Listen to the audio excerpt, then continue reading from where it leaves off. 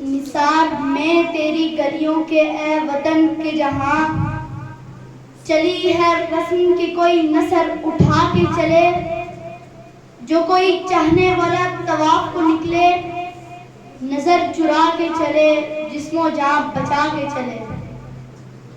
قربانیاں بے پناہ تھی، راستہ طویل بھی تھا اور کڑن بھی، لیکن قافلہ چلتا رہا اور ایک مبارک دن منزل پر پہنچ گیا۔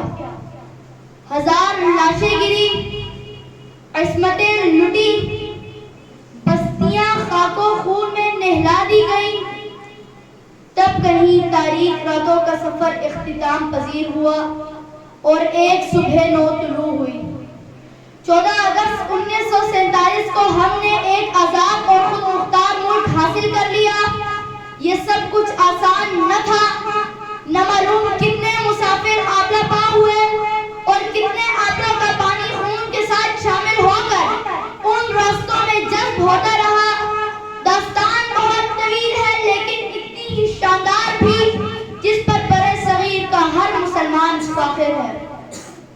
لیکن صدر علی وقار، اسے ہماری بدقسمتی کہیے کہ وہ راہبر جو یہ قافلہ منزل تک لائے تھے بہت جلد ہم سے جدا ہوا۔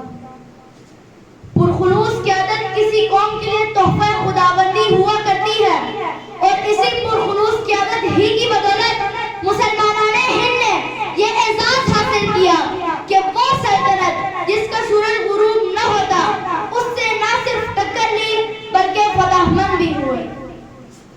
عالیہ وقار، آج جب پاکستان دو نرمو مسائل سے دوچار ہے، قوم اب بھی پرعزم ہے، حوصلے بھی بلند ہیں، عوام میں ترقی کی خواہش بھی ہے اور جذبہ تعمیر بھی، قیادت بھی خلوص کی دعویدار ہے، تو پھر غلط کہاں ہے، جھوٹ کہاں پڑا؟ کسی ایک ستون میں درار پڑی یا ہم سب کسی نہ کسی طرح کے مجرم ہیں؟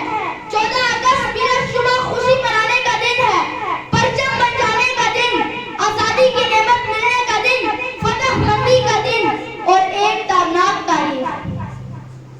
یہ دیش مہکتے ہوئے پھولوں کا نگر ہے، ہر ذرہ میرے دیش کا خورشید و قمر ہے، ہر گوشہ یہاں کا میری چاہت کا ثمر ہے، اس دیش کی ہر چیز مجھے لال و گوہر ہے، یہ دیش کڑی دھوپ میں چھاؤں کا شجر ہے، یہ دیش مہکتے ہوئے پھولوں کا نگر ہے۔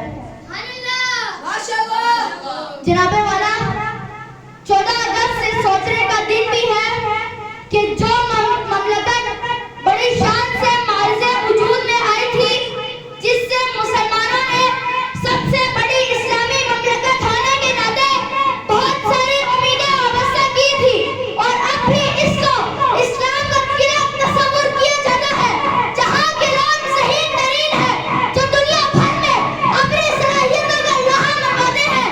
اس کے باوجود آج ہم اس مقام پر کیوں نہیں جس کے ہم مستحق ہیں؟ سوچئے کہیں ایسا تو نہیں کہ ہم سب ہی کسی نہ کسی طرح ان سارے حالات کے ذمہ دار ہیں؟ اس دن کو، اس کی عظمت کو غنیمت جان کر کیوں نہ ہم اپنا محاسبہ کریں تاکہ اس ملک کی خاطر شہید ہونے والوں کا قرض اتار سکیں۔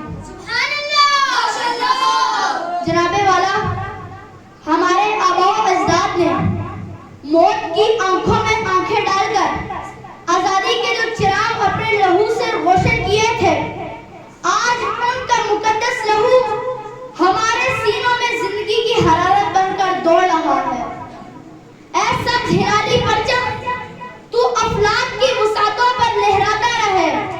اے آزادی کے اجالوں، تم ہمیں زندگی کا نور بخشتے رہو۔ اے یوم پاکستان، تو ابد کی آخری ساعتوں تک ہمارا اعزاز بنا رہے۔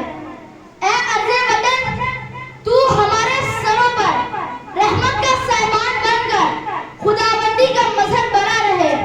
تیرے بیٹے تیرے ناموس کے رکھوالے عہد کرتے ہیں کہ خون دل دے کے نکھاریں گے رخ برگ گلاب۔ ہم نے گلشن کے تحفظ کی قسم کھائی ہے، ہم نے گلشن کے تحفظ کی قسم کھائی ہے۔ السلام علیکم.